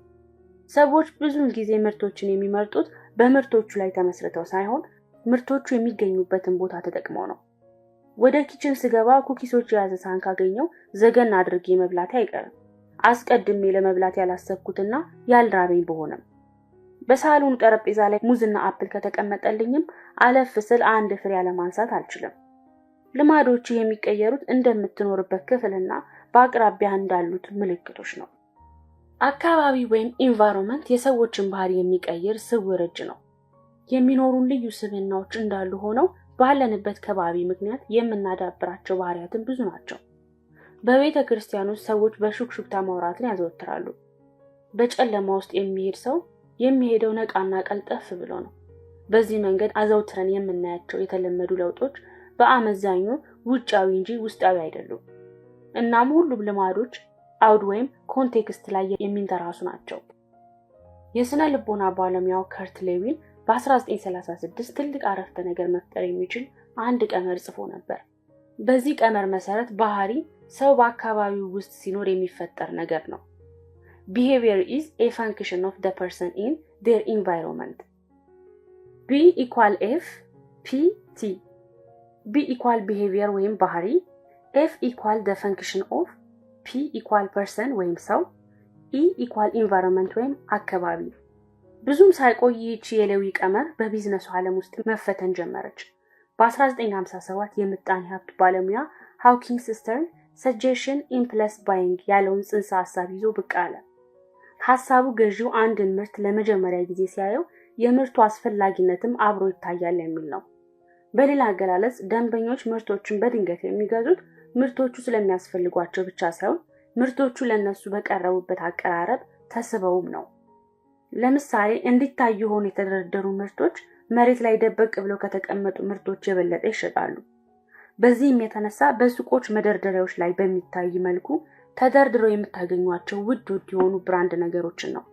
ምክንያቱም እንደነዚህ ያሉ ምርቶች የሚያስገኙት ትርፍ ከፍ ያለ ስለሆነ ሻጮቹ እንዲገዙላቸው ይፈልጋሉ። በመደርደሪያው ላይ ካሉት ምርቶች መካከል በቀላሉ በደንብ መታየት የሚችለው ምርት ከሌሎች ምርቶች በተሻለ መጠየቅ ወይም ለመግዛት መሞከር አይቀርም። እኛ ግን በባህሪያችን ነገሮችን እየተቆጣጠርን እንደሆነ ማሰብን እንመርጣለን። ሶዳን ትተን ውሃ ከጠጣን ስለፈለግን እንደሆነ እናምናለን። እውነታው ግን ወዲህ ነው። በየቀኑ የምናደርጋቸው አብዛኞቹ ነገሮች በእኛ የምክንያታዊነት ፍላጎትና ምርጫ ከሚሆኑት በላይ በከባቢያችን ውስጥ በተሰጠን በግልጽ የመምረጥ ዕድል ወይም ኦፕሽን ምክንያት የምናደርጋቸው ናቸው። እያንዳንዱ ህይወት ያለው ፍጡር ዓለምን የሚረዳበትና የሚያጣጥምበት የየራሱ ተፈጥሮ አለው። አዋፋት ከርቀት የማየት አስደናቂ ችሎታ አላቸው። እባብ አየሩን በመቅመስ አካባቢውን ማሽተት ይችላል። አሳ ነባሪ በአካባቢው ባለ አሳ ምክንያት የተፈጠረ በጣም ትንሽ የውሃ ንዝረት መለየት የሚያስችል ተፈጥሮ አለው። ባክቴሪያዎችም እንኳን ኬሚካሎችን የሚለዩበት እንዲሁ ያለ ተፈጥሮ ተሰጥቷቸዋል። ወደ ሰው ልጅ ስንመጣ ደግሞ ይህንን ነገር የምናደርገው በስሜት ሕዋሶቻችን አማካኝነት ነው። በማሽተት፣ በመዳሰስ፣ በመቅመስ፣ በመስማትና በማየት ዓለምን እንረዳለን። ከባቢን ወይም ስቲሙሊ የምንረዳበት ሌላ መንገድም አለን። እነዚህ መንገዶች አንዳንዶቹ በንቁነት የምናደርጋቸው ወይም ኮንሺየስ ሲሆኑ፣ አንዳንዶቹ ደግሞ ያለ ንቁነት የምናደርጋቸው አንኮንሺየስ ናቸው። ለምሳሌ የሙቀት መጠን ሲጨምር ወይም የሚሰማህ የበሽታ ህመም ሲቀንስልህ ትረዳዋለህ። ከኮረብታማ መንገድ ላይ ስትሄድ አንሸራቶ ሚዛንን ስታጣም ያስታውቃል። በተመሳሳይ ሁኔታ በሰውነት ውስጥ ያሉት ተቀባዮችም የውስጣችንን ከባቢዎች ሁኔታ በስፋት የሚረዱበት ተፈጥሮ አላቸው። ለምሳሌ በደም ውስጥ ያለውን የጨው ብዛት ወይም ሲጠማህ የሚሰማህን የመጠጣት ፍላጎት ያነባሉ። ከሁሉም የበለጠው የማወቂያ መሳሪያችን ግን እይታ ወይም ቪዥን ነው። የሰው ልጅ ሰውነት 11 ሚሊዮን የሚሆኑ አነፍናፊ ተቀባዮች ሴንሰሪ ሪሰፕተርስ አሉት። ከነዚህ ውስጥ ወደ 10 ሚሊዮን ገደማ የሚጠጉት እይታ ላይ የሚሰሩ ናቸው። አንዳንድ የዘርፉ አጥኚዎች እንደሚሉት ወደ 50% ገደማ የሚሆነው የአእምሮ አቅም የሚውለው ለእይታ ወይም ሳይት ተግባር ነው። ከሌሎች አካባቢን ከምንረዳባቸው ማንበቢያዎቻችን የበለጠ በእይታ ላይ የምንመረኮዝ በመሆናችን ምክንያት የሚታዩ ምልክቶች ወይም ኪውስ በከፍተኛ ሁኔታ ባህሪያችንን የሚያነሳሱ መሆናቸው የሚደንቅ አይሆንም። በዚህም የተነሳ በምታየው ነገር ውስጥ የምትፈጠር ትንሽዬ ልዩነት በምታደርገው ነገር ላይ ለውጥ እንድታደርግ ታደርጋለች። እዚህ ጋር አመስጋኝ እንድንሆን የሚያደርገን አንድ ጥሩ ዜና አለ። ይህም የግድ የአካባቢ ሰለባ መሆን የግዴታ አለመሆኑ ነው። ይልቁንም አንተም የአካባቢ አናጢና ሰሪ መሆን ትችላለህ። አካባቢን ለስኬታማነት በሚያበቃ መልኩ መስራት። በ1970ዎቹ በነበረው የነዳጅ ማዕቀብና የዘይት እጥረት የደጅ ተመራማሪዎች ትኩረታቸውን በሙሉ ወደ የሀገር ውስጥ ኃይል እንዲያዞሩ አድርጓቸው ነበር። ከአምስተርዳም ከተማ ወጣ ብሎ በሚገኘው አንድ ቦታ ላይ የሚኖሩ አንዳንድ የቤት ባለቤቶች ከጎረቤቶቻቸው በ30% የሚያንስ ኃይል ተጠቅመው አገኙ። ሁሉም ቤቶች ተመሳሳይ ይዘት ያላቸውና በተመሳሳይ ክፍያ የመብራት አገልግሎት የሚጠቀሙ ጎረቤታሞች ናቸው። በደንብ ሲመረመር ቤቶቹ ፍጹም ተመሳሳይ እንደሆኑ ይታያል፣ ከአንድ ልዩነት ውጪ። ይህ ልዩነት ደግሞ ቆጣሪው የተቀመጠበት ቦታ ነው። አንዳንዶቹ ቆጣሪያቸውን የሰቀሉት የቤቱ መሰረት ጋር ነው። አንዳንዶቹ ቆጣሪ ደግሞ በዋናው መተላለፊያ ጋር ባሉት ደረጃዎች ጋር ነው። መገመት እንደሚቻለው ቆጣሪያቸውን ዋና መተላለፊያ ላይ ያስገጠሙ ቤቶች የተጠቀሙት የኤሌክትሪክ ኃይል መጠን ዝቅተኛ ይሆናል። ምክንያቱም በወጡ በገቡ ቁጥር ስንት እንደቆጠረ ስለሚያዩ የአጠቃቀም ባህሪያቸውን ተቀየረ። ደጋግመን እንዳልነው ልማድ የሚነሳው በምልክቶች ወይም በፍንጮች አማካኝነት ነው። ለማየት የሚቀናን ምልክት ደግሞ ጎልቶ የሚታዩ ነገሮችን ነው። እንዳለመታደል ሆኖ ደግሞ የምንኖርባቸውና የምንሰራባቸው አካባቢዎች የምንፈልገውን ባህሪ የሚያነሳሱ ምንም አይነት ምልክቶች የሌለባቸው ናቸውና ምንም ነገር ሳንሰራ ቁጭ ማለትን ቀላል ያደርጉልናል። ጊታር በቅርብ ከተቀመጠና ትንሽ ፍላጎት ካለ ብድግ አድርገህ ለመነካካት ከባድ ነው። በተቃራኒው ደግሞ የመጽሐፍ መደርደሪያዎችን እንግዳ ክፍል ውስጥ ከሆነ ቶሎ ቶሎ አለማንበብ ቀላል ነው። ባጭሩ ለባህሪ ለውጥ የሚያስፈልጉትን ፍንጮች ወይም ምልክቶች የተደበቁ ከሆኑ እንዳላየ ሆኖ ለማለፍ ቀላል ይሆንልናል። ስለሆነም የሚታዩ ፍንጮችን ግልጽ አድርጎ እንዲታዩ ማድረግ ወደምንፈልገው ልማድ ለመግባት ይረዳናል። የዚህን ነገር ኃይል እኔ ራሴ በህይወቴ ውስጥ አይቼ አረጋግጫለሁ። ሁል ጊዜ አፕል ገዛና በፍሪጁ የታችኛው መሳቢያ ውስጥ አስቀምጥ ነበር። ከዚያም ረሳዋለሁ። ከዚያ የማስታውሰው መብላት የማልችልበት ደረጃ ላይ ከደረሰ በኋላ ሊሆን ይችላል። እናም ሁል ጊዜ እንደጣልኩት ነበር። በሂደት ግን ራሴን መከርኩና አካባቢን እንደገና ዲዛይን አደረኩ። ትልቅ ጎድጓዳ ሳህን ገዛውና ኪችኑ ዲስፕሌይ ውስጥ አደረኩት። ከዚያም አፕሉን እዚያ ማድረግ ጀመርኩ። ኪችን በገባው ቁጥር ስለሚታየኝ በየቀኑ የተወሰኑ አፕሎችን መብላት ጀመርኩ። በዚህ መልኩ እንዲታየኝ ስላደረኩ ብቻ አፕል የመብላት ልማድ አዳበርኩ። አካባቢን እንደገና ዲዛይን በማድረግ የምትፈልጋቸውን ልማዶች ለማዳበር የሚረዱን ፍንጮች ግልጽና የሚታዩ የምታደርግባቸውን ጥቂት መንገዶች ደግሞ ከምሳሌዎች ጋር ላጋራ። በየቀኑ የምትጠጣውን የውሃ መጠን መጨመር ከፈለግ በውሃ የተሞሉ ዕቃዎችን በጠረጴዛህና በአልጋህ አካባቢ አስቀምጥ። ጊታር የበለጠ መለማመድ ከፈለግ ጊታሩን ሳሎን ውስጥ የሚታይ ቦታ ስቀለው።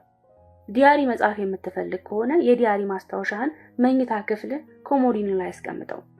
መጽሐፍ የማንበብ ልማድህን ማዳበር የምትፈልግ ከሆነ የመጽሐፍ መደርደሪያን ወደ መኝታ ቤት መግቢያ በር አካባቢ አድርገው ወዘተ። አንድ ልማድ የህይወትን ትልቅ አካል እንዲሆን ከፈለግ ለዚያ ልማድ የሚያበቃህን ምልክት የአካባቢ ትልቅ አካል አድርገው። በጣም የተለመዱ ባህሪያት ደግሞ ብዙውን ጊዜ ከአንድ በላይ ፍንጮች አሏቸው። አንድ አጫሽ ሲጋራ እንዲያጨስ የሚያደርጉት ምን ያህል ነገሮች እንዳሉ አስበው። መኪና መንዳት፣ ጓደኛው ሲያጨስ ማየት፣ የሥራ ቦታ ጭንቀት ወዘተ። ይህ ስትራቴጂ ጥሩ ልማዶች ግንባታ ላይም ይሰራል። መልካም ልማዶችን እንድትይዝ የሚያደርጉ ነገሮች በአካባቢ ሁሉ በማስቀመጥ በየቀኑ እንዲያስታውሱ ማድረግ ትችላለህ። በጣም ግልጽ ሆኖ እንዲታይ አድርገህ ያስቀመጥከው ነገር ከሁሉም የተሻለውን ምርጫ መሆኑን እርግጠኛ ሁን። የጥሩ ልማዶች ፍንጮች በአቅራቢያ በሚታዩ መልኩ ካሉ የተሻለ ውሳኔ መወሰን ቀላልና ተፈጥሯዊ ይሆናል። አካባቢን ዲዛይን ማድረግ በጣም ወሳኝ የሚሆነው ከዓለማችን ጋር የሚኖርን መስተጋብር ላይ ተጽዕኖ ስላለው ብቻ ሳይሆን አልፎ አልፎ ብቻ የምናደርገው ነገር ስለሆነም ጭምር ነው። ብዙ ሰዎች የሚኖሩት ሌሎች ሰዎች ለራሳቸው በፈጠሯት ዓለም ውስጥ ነው። አንተ ግን በአዎንታዊ ፍንጮች ቅርብ ለመሆንና በአሉታዊ ፍንጮች ላለመጋለጥ በሚያስችል ሁኔታ የምትኖርበትንና የምትሰራበትን አካባቢ አሻሽለህ ስራው። አካባቢን ዲዛይን ማድረግ ተቆጣጣሪነትን መልሰ ለማግኘትና ህይወትን እንደምትፈልገው ለመንደፍ ያስችላል። የአካባቢ ተጠቃሚ ብቻ ከመሆን አልፈ የአካባቢ ዲዛይነር ለመሆን ትጋ። የምልክቱ ወይም የፍንጩ አውድ አንድ ልማድ የሚለኩሰው ፍንጭ አንድ ብቻ ሊሆን ይችላል።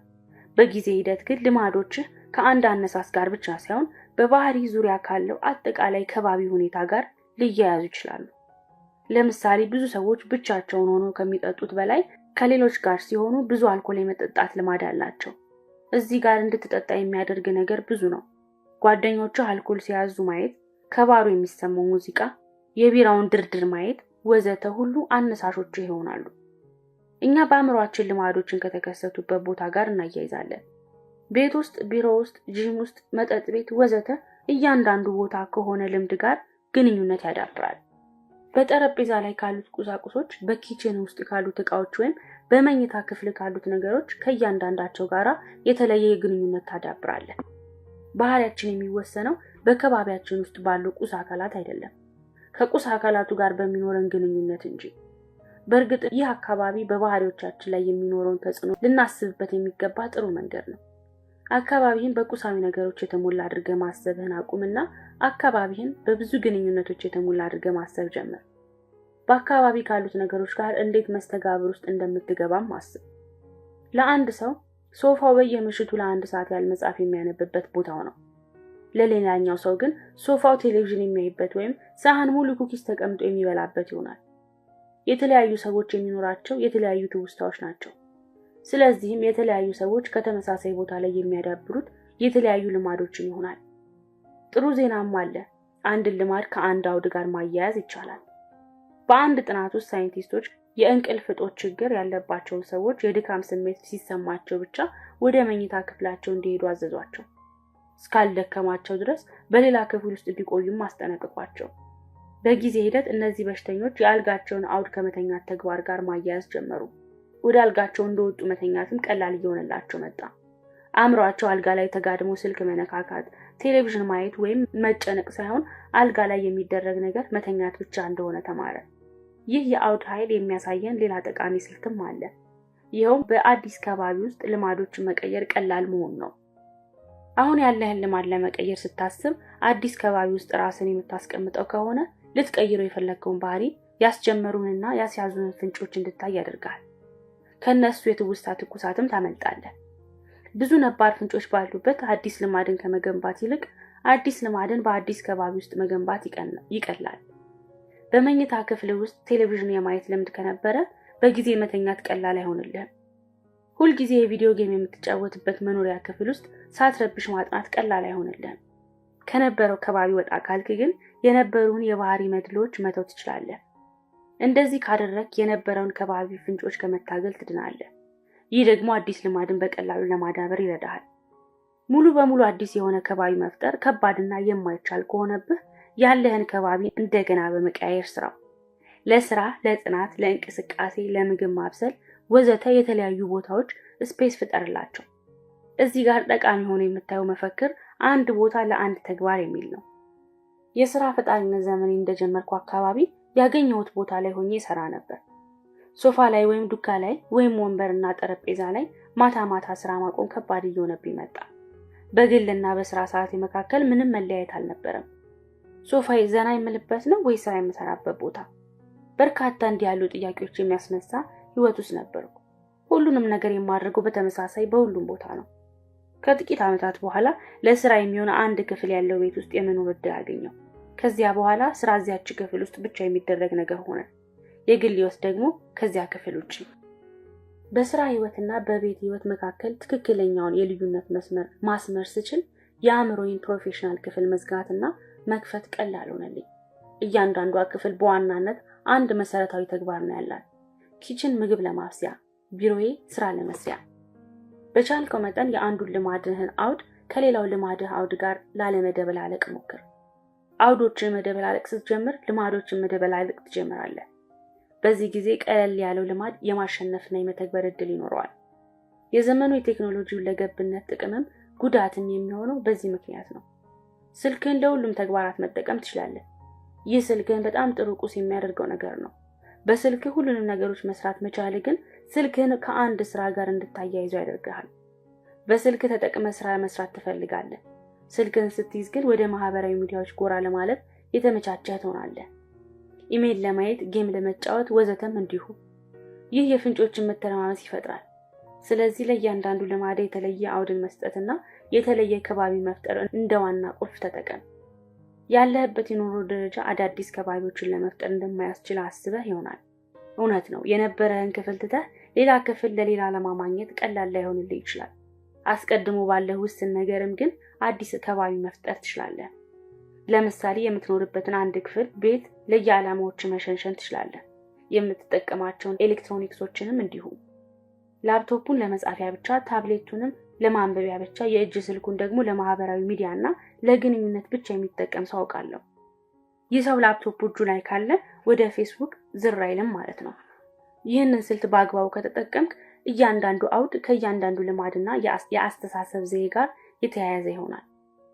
ልማዶች የሚዳብሩት እንደነዚህ ባሉ ተገማች ሁኔታዎች ውስጥ ነው። ትኩረት የሚመጣው ልክ ለስራ ወንበርና ጠረጴዛ ላይ ስትቀመጥ ነው። ዘና ማለት የሚመጣው ዘና ለማለት ዓላማ የተዘጋጀ ቦታ ላይ ስትሆን ነው። እንቅልፍም የሚመጣው በአልጋ ላይ የሚደረግ ብቸኛው ነገር ሲሆን ነው። ተገማችና ዘላቂነት ያላቸው ባህሪያትን ከፈለግ ተገማችና ዘላቂነት ያለው ከባቢ መፍጠር አለብህ። ማጠቃለያ፣ በአውድ ውስጥ ያሉ ጥቃቅን ለውጦች በጊዜ ሂደት በባህሪ ላይ ትልቅ ለውጥን ያመጣሉ። ሁሉም ልማድ የሚጀምረው በፍንጭ ወይም በምልክት ነው። እኛ በቀላሉ ማየት የምንችለው ጎልቶ የጠቀመንን ፍንጭ ነው። በከባቢ ውስጥ የጥሩ ልማዶችን ፍንጮች ግልጽ ሆነው እንዲታዩ አድርግ። በጊዜ ሂደት ልማዶች ከአንድ ፍንጭ ጋር ከመያያዝ አልፈው በባህሪ ዙሪያ ካለው አጠቃላይ ሁኔታ ጋር የተሳሰሩ ይሆናሉ። ያን ጊዜ አውዱ ራሱ ምልክትህ ፍንጭህ ይሆናል። አሮጌ ፍንጮችን ከመታገል ያድናልና አዳዲስ ልማዶችን በአዳዲስ ከባቢዎች ውስጥ መገንባት ይቀላል። 7 ራስን የመቆጣጠር ሚስጥር።